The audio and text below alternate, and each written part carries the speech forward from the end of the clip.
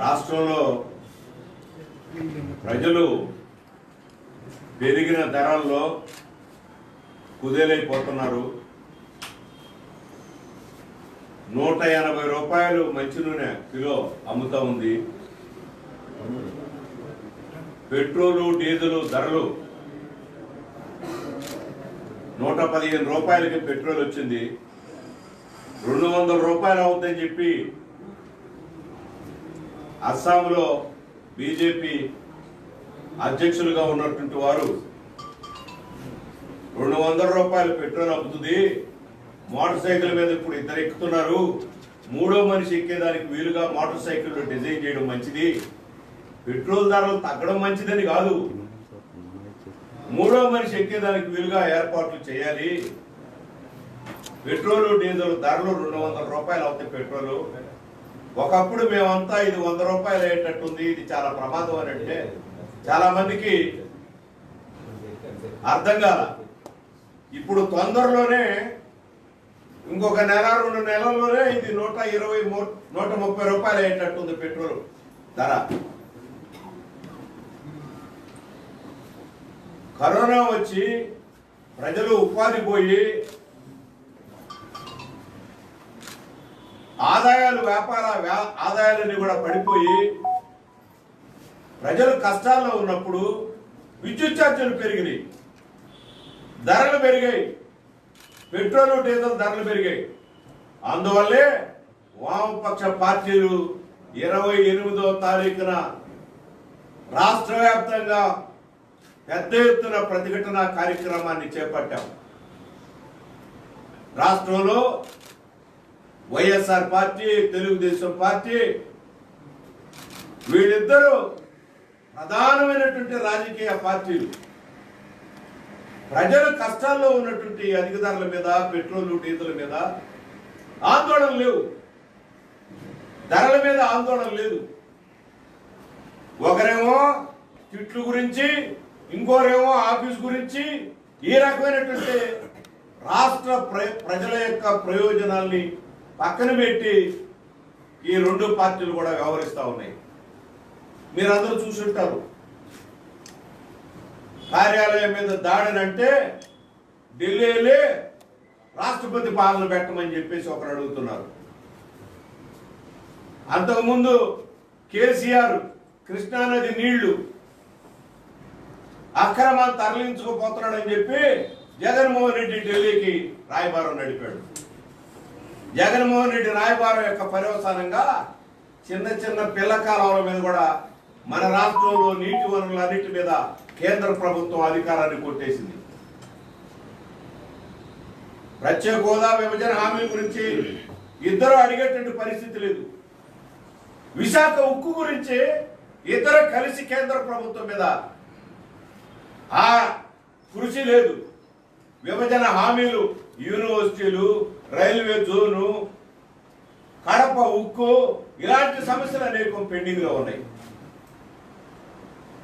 వీటి గురించి ఈరోజు రాష్ట్రంలో ప్రధానమైనటువంటి రాజకీయ పార్టీలకి పట్ల ధరలు పెరిగి ప్రజలు చాలా పెద్ద ఎత్తున కష్టాలకు గురవుతున్నారు. పెట్రోల్ డీజిల్ ఇవి పెరిగినందువల్ల అన్ని రకాల ప్రయాణ ఖర్చులు పెరిగి, రవాణా ఖర్చులు పెరిగి, నిత్యావసర వస్తువుల యొక్క ధరలు విపరీతంగా పెరిగిపోయినాయి. అందుకని 28వ తారీఖున వామపక్ష పార్టీలు అందరం కలిసి ఈ రాష్ట్రం యొక్క ప్రయోజనాలు ప్రమాదంలో పడుతున్నాయి, దీనికి వ్యతిరేకంగా, పెరిగిన ధరలకు వ్యతిరేకంగా ఆందోళన కార్యక్రమానికి పిలుపుకోవడం జరిగింది. రెండో చాలా ముఖ్యమైనటువంటి విషయం పోలవరం ప్రాజెక్టు. పోలవరం ప్రాజెక్టుకి 47,000 కోట్ల రూపాయలు రివైజ్డ్ ఎస్టిమేషన్ అయితే అంతకుముందు ఎస్టిమేషన్ 20,398 కోట్ల రూపాయలు, అది మాత్రమే ఇస్తాం. 47,725 కోట్ల రూపాయలు రివైజ్డ్ ఎస్టిమేషన్ మేము ఇవ్వము అని చెప్పి బీజేపీ కేంద్రంలో పార్లమెంటులో పోలవరం ప్రాజెక్టు ఇది కేంద్రం బాధ్యత, కేంద్రం ప్రాజెక్ట్, ఇది నేషనల్ ప్రాజెక్టుగా మేము పరిగణిస్తున్నాం,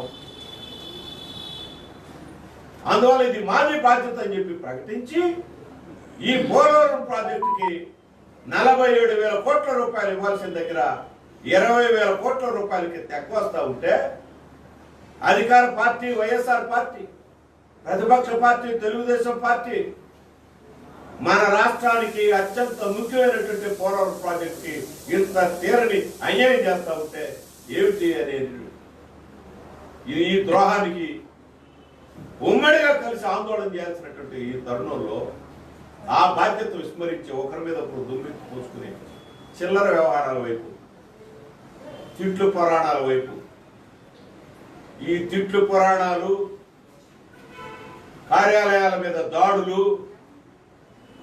ఒకరి మీద ఒకరు నిందలు ప్రజా సమస్యల్ని పూర్తిగా పక్కదారి పట్టిస్తున్నాయి. ప్రజా సమస్యల్ని ఈ రకంగా పక్కదారి పట్టించడం మన రాష్ట్ర ప్రయోజనాలకి, తెలంగాణ నుంచి ఉమ్మడి ఆంధ్రప్రదేశ్ విభజన జరిగిన తర్వాత తెలంగాణతో పోల్చి చూసినా కూడా వెనకబడిపోయాం. రాష్ట్రానికి రాజధాని లేదు, 2.5 సంవత్సరాలు పూర్తయింది, విభజన హామీలు అమలు జరపలేదు. గడిచిన 7 సంవత్సరాల నుంచి విభజన హామీలు అమలు జరపలా. గిరిజన యూనివర్సిటీ లేదు. విశాఖ రైల్వే జోన్ గురించి పెద్ద ఎత్తున ప్రజలు ఆందోళన చేస్తే దానికి అతిగతి లేకుండా నీళ్లు గార్చేశారు. మన రాష్ట్రంలో స్టీల్ ప్లాంట్ ఆంధ్రుల హక్కు అని చెప్పి పోరాడి మనం సాధించుకున్నటువంటి ఈ స్టీల్ ప్లాంట్ నీరు కాల్చడానికి పూనుకుంటుంటే దీని మీద పెద్ద ఎత్తున ప్రజా ఉద్యమానికి శ్రీకారం చుట్టాల్సినటువంటి తరుణం ఇది. నిన్న పార్లమెంట్లో, ఉభయ పార్లమెంట్లో కమ్యూనిస్టులు పోరాడుతున్నటువంటి తీరు, ఆంధ్రదేశంలో స్టీల్ ప్లాంట్ మీద జరుగుతున్నటువంటి పోరాటం అభినందనీయం, మా మద్దతు ఉందని చెప్పి అనేక పార్టీలు నిన్న ప్రకటిస్తున్నాయి. ఢిల్లీలో మేము ఈరోజు రాష్ట్ర ప్రయోజనాలు రాష్ట్రంలో పణంగా పెట్టబడుతున్నాయి. వైఎస్ఆర్సీపీ నీటి వనరుల మీద కేంద్రం దగ్గరికి వెళితే కేంద్రం మన రాష్ట్రం యొక్క అధికారాలన్నీ లాగేసుకుంది. ఇప్పుడు చంద్రబాబు నాయుడు రాష్ట్రపతి పరిపాలన అని చెప్పి అసలే కేంద్రం సముద్ర జలాల మీద, పోర్టుల మీద, అడవుల మీద, మైనింగ్ మీద, అన్నిటి మీద రాష్ట్రాలకు ఉన్నటువంటి హక్కులన్నీ లాగేసుకుంటున్నటువంటి తరుణం ఇది. రైట్ టు ఇన్ఫర్మేషన్ యాక్ట్, దానికి అమెండ్మెంట్ తీసుకొచ్చింది కేంద్రం. రైట్ టు ఇన్ఫర్మేషన్ యాక్ట్ లో కమిషనర్ని మనం నిర్ణయించుకుంటాం. రాష్ట్ర కమిషనర్కి మనం వేతనాలు ఇస్తాం. ఇప్పుడు రాష్ట్ర కమిషనర్కి ఇంతకుముందు మనం ఇచ్చేటువంటి మనం నిర్ణయించేటువంటి వేతనాల్ని ఇప్పుడు కేంద్రం నిర్ణయిస్తుంది. అమెండ్మెంట్. అదే రకంగా ఎలక్ట్రిసిటీ రెగ్యులేటరీ కమిషనర్, ఆ కమిషనర్ని నిర్ణయించేది ఇప్పుడు కేంద్రం నిర్ణయిస్తుంది. అంటే ఒకదాని తర్వాత ఒకటి రాష్ట్రాలకు ఉన్నటువంటి ఫెడరల్ వ్యవస్థలో రాష్ట్రాలకు ఉన్నటువంటి హక్కులన్నింటినీ గుంజేసుకుంటుంది బీజేపీ. ఇలాంటి టైంలో ఒకరేమో నీటి వనరుల మీద, ఇంకోరేమో ఇంకో కార్యక్రమం మీద బీజేపీకి పోయి ఫిర్యాదు చేస్తున్నారు.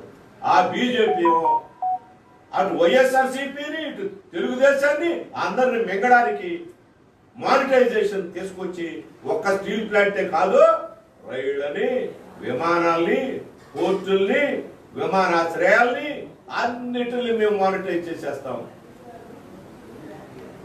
మానిటైజేషన్ లో పార్లమెంటులో మాకు ఇచ్చినటువంటి వాగ్దానం ఏమిటంటే కీలకమైన పరిశ్రమల్లో మేము మానిటైజేషన్ చేయము. ఉదాహరణకి రైల్వేలు కీలకం. 35% ప్రభుత్వ రంగ రైల్వేలో రవాణా జరుగుతుంది. 65% ట్రాన్స్పోర్ట్ ప్రైవేట్ రంగంలో లారీల ద్వారా జరుగుతుంది. ఈ రైళ్ల ద్వారా 35% జరిగేదాన్ని కూడా ప్రైవేట్ రంగానికి తరలిస్తే రవాణా మొత్తం మొనోపలి గుత్తాధిపత్యం ఏర్పడిపోద్ది. కాబట్టి ఇట్లాంటి గుత్తాధిపత్యానికి అవకాశం ఉండకూడదు. అందువల్ల కీలకమైన పరిశ్రమలన్నింటిలోనూ ప్రభుత్వ రంగాన్ని మేము నిలబెడతాం, తక్కువ వాటిల్లోనే మేము ప్రైవేటీకరణ చేస్తామని పార్లమెంట్కి హామీ ఇచ్చింది. దానికి భిన్నంగా ఇప్పుడు పోర్టులన్నీ అదానికా, ఎయిర్పోర్టులన్నీ అదానికా, భూగర్భం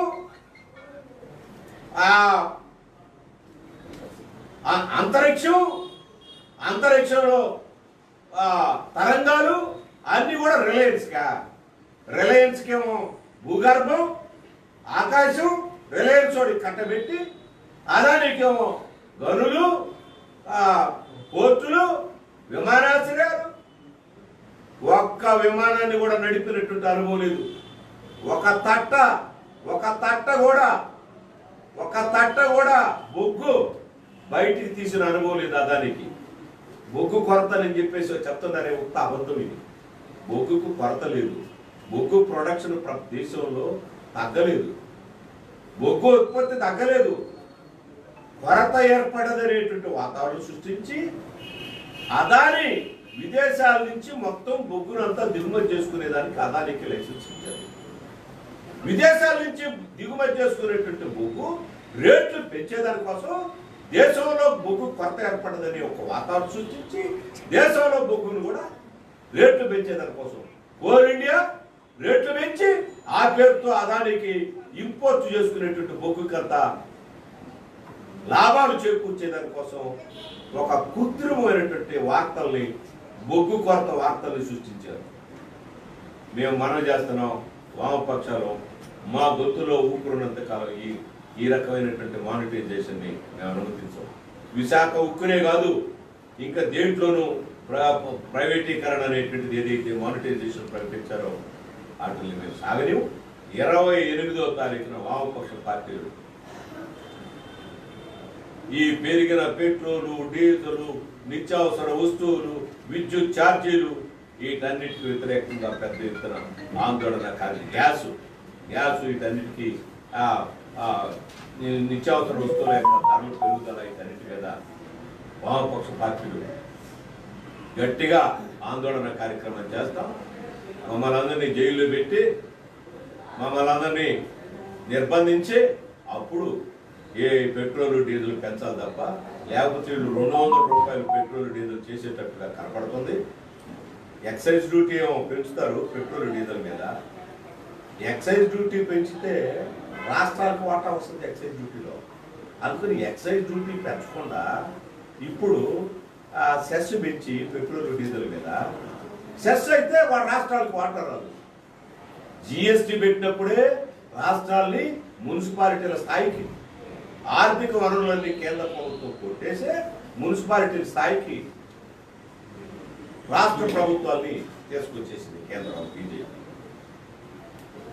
హిందూ రాజ్యం అని చెప్పి హిందూ మతం ఆధారంగా హిందూ రాజ్యాన్ని ఏర్పాటు చేయడానికి కోరుకుంటున్నటువంటి బీజేపీ ఇలాంటి కుట్రలు కొంటుంటే ఆ కుట్రలకు వ్యతిరేకంగా జగన్మోహన్ రెడ్డి, ఆ కుట్రలకు వ్యతిరేకంగా తెలుగుదేశం చంద్రబాబు నాయుడు ముందుకు రావాల్సినటువంటి టైంలో అలా రాకుండా ఒకరి మీద ఒకరు సాధించుకునే దానికోసం కేంద్రం చేతికి జుట్టు పట్టిస్తున్నారు. మన రాష్ట్రం యొక్క ప్రయోజనాలన్నీ కూడా కేంద్రం చేతికి పట్టిస్తున్నారు. ఇది చాలా ప్రమాదకరమైంది అని చెప్పేసి మేము హెచ్చరించేస్తాం.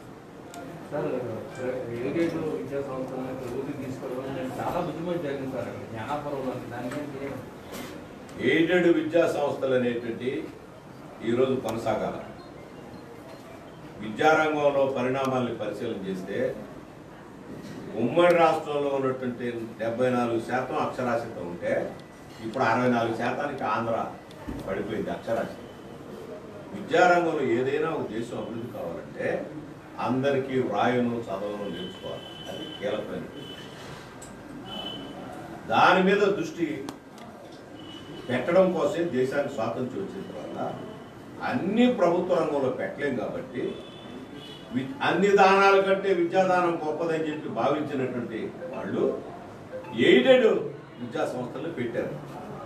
ఎయిడెడ్ విద్యా సంస్థలు ఆ రకంగా ఒక మహత్తరమైనటువంటి పాత్ర, చాలా మందికి చదువు చెప్పేదానికి ఒక పాత్ర నిర్వహించాడు. ఇప్పుడు ఆ ఎయిడెడ్ విద్యా సంస్థలు రద్దు చేసి ఘనకార్యం చేస్తున్నాడు జగన్మోహన్ రెడ్డి.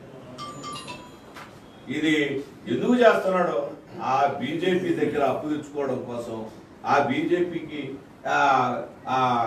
బీజేపీకి వంతబాటం కోసం చేస్తున్నటువంటి కార్యక్రమం తప్ప ఇంకోటి కాదు. నూతన విద్యా విధానం పేరుతో అక్షరాస్యత నిర్మూలనకి ప్రాధాన్యత ఇవ్వాల్సినటువంటి తరుణంలో 74% ఉమ్మడి రాష్ట్రం, దేశవ్యాప్తంగా 74%. సగటు యావరేజ్, దేశంలో ఉన్నటువంటి యావరేజ్ కంటే కూడా అన్యాయం ఉంది రాష్ట్రంలో అక్షరాస్యత 64%.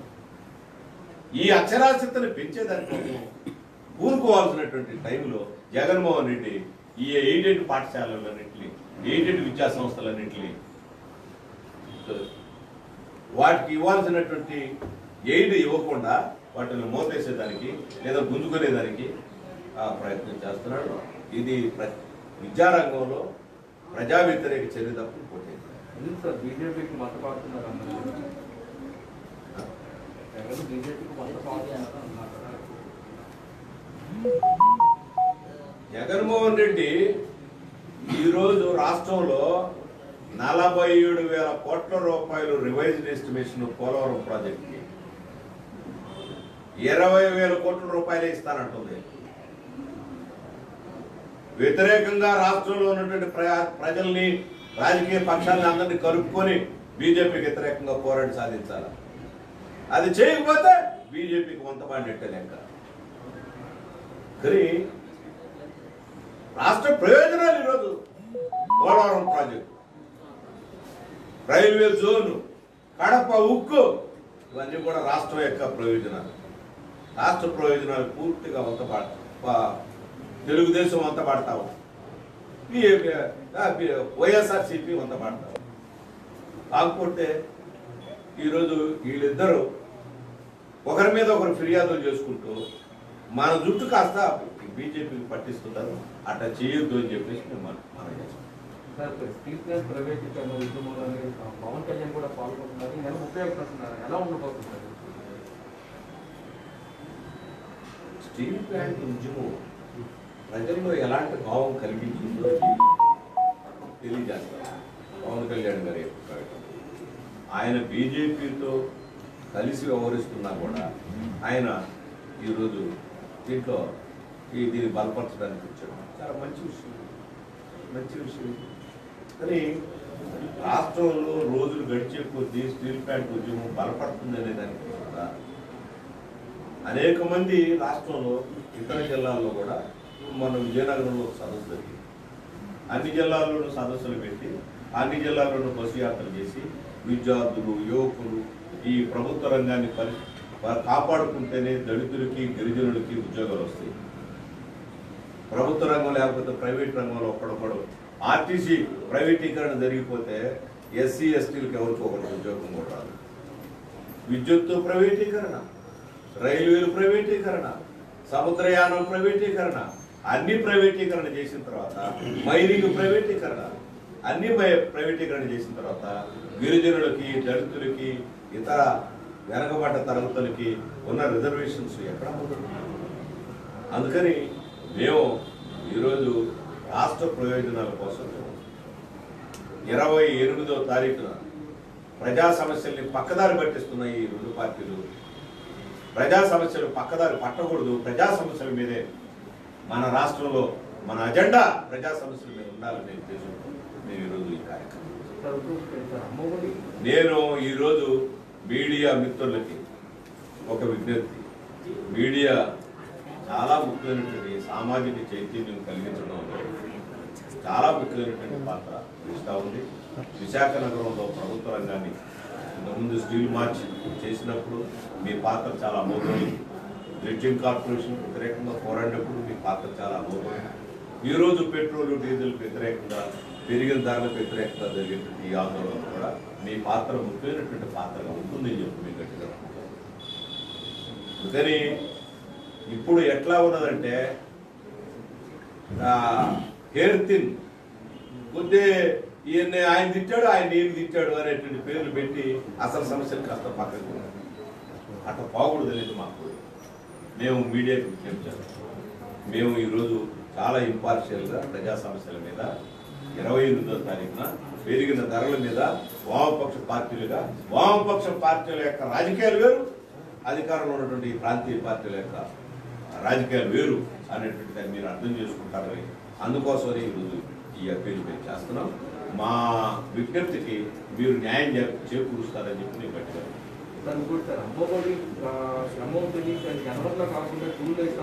మళ్ళా మాట్లాడుకుందాం ఇంకోసారి అమ్మఒడి ఇతర విషయాలు ఇవన్నీ కూడా మళ్ళా మాట్లాడుకుందాం. ప్రస్తుతానికి 28 అధిక ధరలు, మానిటైజేషన్ వ్యతిరేకం, దీని మీద మనం ప్రస్తుతానికి మాట్లాడుతున్నాం. పెట్రోల్ గ్యాస్ కానీ విభజన విషయం కానీ ఇప్పుడు కేంద్రం లేదా రాష్ట్రం రెండు కూడా దొంగ అన్నట్టు ఈ నమ్మి పెడుతున్నారు, ఈ నమ్మి పెడుతున్నారు. మరి పరిస్థితికి ఎలా కట్టుబడి పెడతారు? ఇందులో కీలకమైనటువంటి అంశం ఏంటంటే డైవర్ట్ కాకూడదు. మనం వాస్తవాన్ని అర్థం చేసుకోవాలి. జిఎస్టీలో పెట్టాలని కొంతమంది, అది ఇది జిఎస్టీ నుంచి తొలగించాలని చెప్పి కొంతమంది రకరకాలుగా మాట్లాడుతున్నారు. పెట్రోల్ డీజిల్ మీద కేంద్రం యొక్క అది 111 రూపాయలు పెట్రోల్. దాంట్లో మూలధర 40 రూపాయలు. మూలధర 40 రూపాయలు, 40%. మూలధర 100కి 40 రూపాయలు, 100 రూపాయలకి 40 రూపాయలు. 28 రూపాయలు రాష్ట్రం యొక్క పన్నులు. ఇక ఎన్ని? 28 ప్లస్ 40, 68 రూపాయలు కేంద్రం. ఇందులో కొత్త మతలు ఏమిటాయంటే ఇంతకుముందు ఎక్సైజ్ డ్యూటీ మాత్రమే వేసేది కేంద్రం. ఎక్సైజ్ డ్యూటీ పెంచుకుంటా పోతుంటే ఎక్సైజ్ డ్యూటీ ప్రకారం రాష్ట్రానికి కూడా వాటా వచ్చేది ఎక్సైజ్ డ్యూటీలో. ఇప్పుడున్న ఎక్సైజ్ డ్యూటీ పెంచడం మానేసి సెస్ పెంచుతుంది. పెట్రోల్ మీద సెస్ పెంచుతుంది. సెస్లో వాటా రాదు రాష్ట్రాలు. అంటే రాష్ట్రం ఎక్కువగా దగా చేస్తుంది రాష్ట్రాన్ని అనేది మనం అర్థం చేసుకోవాలి. ఇప్పుడు కేరళలో మా ప్రభుత్వం రాష్ట్రం యొక్క వాటా కొంత తగ్గించింది. పినరాయి విజయన్ వాటా, రాష్ట్రం యొక్క వాటా కొంత తగ్గించింది. అందువల్ల కేంద్రం యొక్క వాటా ఎక్కువగా ఉంది. కేంద్రం తగ్గించాలా అనే పోరాటం ప్రధానంగా ఉండాలి. అదే సందర్భంలో రాష్ట్ర వాటాలు కూడా దాంతోపాటు మీరు పెంచే వైపు తీసుకుంటుంటారు, సరైన కాదు. అందుకని జిఎస్టీ నుంచి తొలగించాలా అది ఇదే చెప్తున్నారు. జిఎస్టీ నుంచి తొలగించే జరగబోయేది ఏంటంటే రాష్ట్రాల బొచ్చులో బొంతరాయి పడుతుంది, కేంద్రం బ్రహ్మాండంగా గుంజుకుంటుంది. అందుకని రాష్ట్రాల జిఎస్టీ దీంతో ముడిపెట్టడం అనేది కాకుండా కేంద్రం ఎక్కువగా భారం మోపుతుంది, రాష్ట్రం కూడా మోపుతా ఉంది. కాబట్టి అటు కేంద్రం భాగం కేంద్రం తగ్గించాలా, రాష్ట్రం భాగం రాష్ట్రం తగ్గించాలా అనేటువంటి మనం పోరాలి. ఇప్పుడు రైల్వేకి సప్లై చేస్తున్న డీజిల్, రైల్వేకి సప్లై చేసేటువంటి డీజిల్ మీద పన్నుల వాటా వేరు, ప్రజలకు సప్లై చేసేటువంటి డీజిల్ మీద పన్నుల వాటా వేరు. కేంద్ర ప్రభుత్వం ప్రతి చర్య రాష్ట్రాలని బలహీనపరచడం, కేంద్రాన్ని బలోపేతం చేయడం, ఆర్థిక వనరులన్నింటినీ రాష్ట్ర వనరులన్నింటినీ గుంజుకోవడం, రాజకీయ వనరులన్నింటినీ గుంజుకోవడం. ఇప్పుడు కృష్ణానదిలో తగాదా వస్తే నీళ్ళదే ఈ కేసీఆర్ రెడ్డి జాతర మాకు న్యాయం చేయండి అని చెప్పి వచ్చింటే మొత్తం తెలంగాణ లేదు, ఆంధ్ర లేదు, మొత్తం కృష్ణానది మీద ఉన్నటువంటి అధికారాలన్నీ కేంద్రం గుంజేస్తున్నారు. గోదావరి, కృష్ణా గోదావరి రెండు వీటి మీద ఇప్పుడు 356 అధికారంలో వినియోగించడానికి ఇంకోటి ఎందుకు చేస్తారు. కానీ రాష్ట్ర ప్రాంతీయ పార్టీల యొక్క మనుగడ ఏంటంటే ప్రాంతీయ ప్రజల యొక్క మనోభావాల మీద ఆధారపడి ఇటు మనుగడ. కేంద్రం బలపడిపోతే ఈ పార్టీలు బలహీనపడిపోతాయి. అందుకనే అకాలీ పార్టీ బయటకు వచ్చింది, అందుకనే శివసేన బయటకు వచ్చింది, అందుకనే డిఎంకే మేము గవర్నమెంట్ ఆఫ్ ఇండియాని యూనియన్ గవర్నమెంట్ అంటాం తప్ప సెంట్రల్ అని చెప్పి అనము, సెంట్రల్ గవర్నమెంట్ అని అనము. మేము యూనియన్ గవర్నమెంట్, ఇండియన్ యూనియన్ అనేటువంటిది మన రాజ్యాంగంలో ఉన్నటువంటి అంశం. మేము యూనియన్ గవర్నమెంట్ అని అంటాము, మేము సెంట్రల్ గవర్నమెంట్ అని మేము don't recognise with this government as a central government, we will recognise it is the union government అని. అంటే ఫెడరల్ వ్యవస్థకి ఈరోజు రాష్ట్రం దేశంలో వచ్చినటువంటి ప్రమాదాన్ని ఈరోజు అందరూ చూపిస్తారు. అందుకని ఆ వాతావరణాన్ని గుర్తుకి వ్యవహరించాలి. అందుకని మన రాష్ట్రంలో దురదృష్టవశాత్తు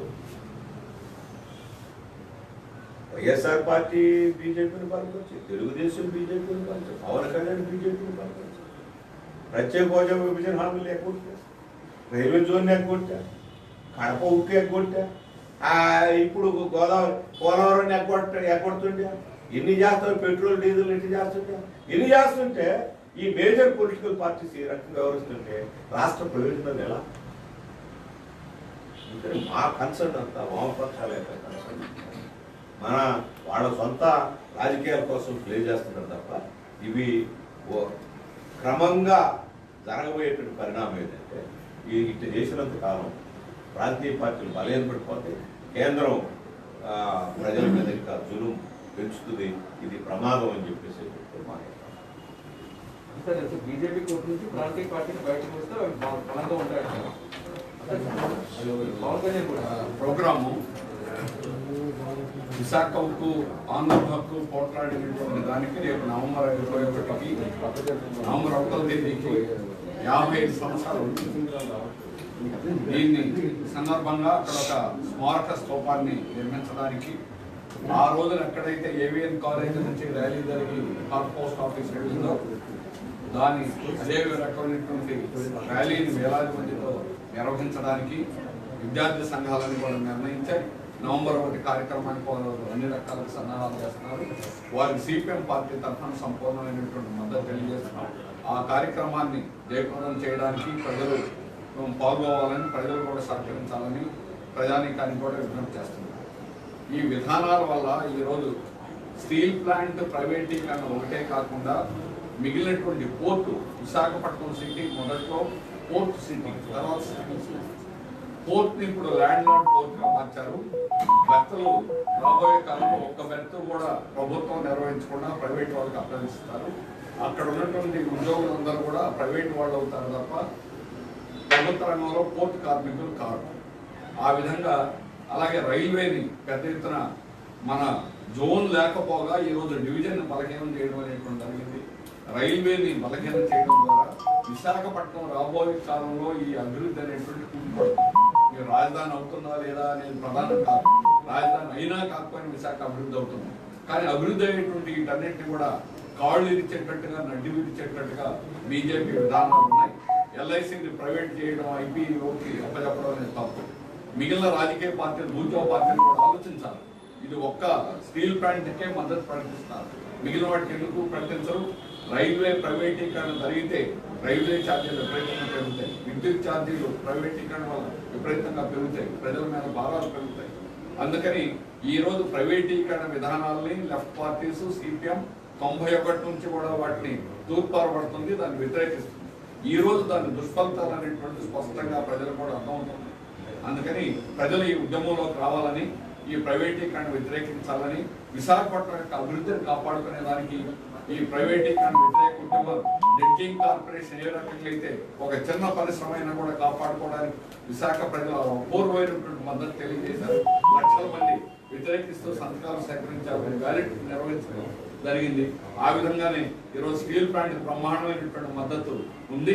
రాష్ట్ర వ్యాప్తమైనటువంటి ఉద్యమం ద్వారా యావత్ ప్రైవేటీకరణ విధానాలు వ్యతిరేకంగా పోట్లాడతామని, ఆ ఉద్యమాల్లో ప్రజలు రావాలని, పోరాటం ద్వారానే విధానాలు తిప్పుకొడతాం. మీరు ఢిల్లీ పరిగెత్తేస్తే, ప్రధానమైన పార్టీలు ఢిల్లీ చుట్టూ తిరిగితే ఈ సమస్య పరిష్కారం కాదు. ఢిల్లీ కాదు, ఆంధ్ర రాష్ట్రంలోని ఈ ప్రభుత్వం బీజేపీ దాన్ని అనుసరించేటువంటి వైఖరికి వ్యతిరేకంగా, బీజేపీకి వ్యతిరేకంగా ప్రజానీకాన్ని పెద్ద ఎత్తున సమీకరించి పోరాటాలు అనేటువంటిది పోలవరంతో సహా అన్ని రంగాల మీద కూడా చేయాల్సినటువంటి బాధ్యత ఈరోజు రాష్ట్రంలో ప్రధాన రాజకీయ పక్షాలకు ఉంది. సిపిఎం పార్టీతో ముందుంటుందని తెలియజేస్తుంది.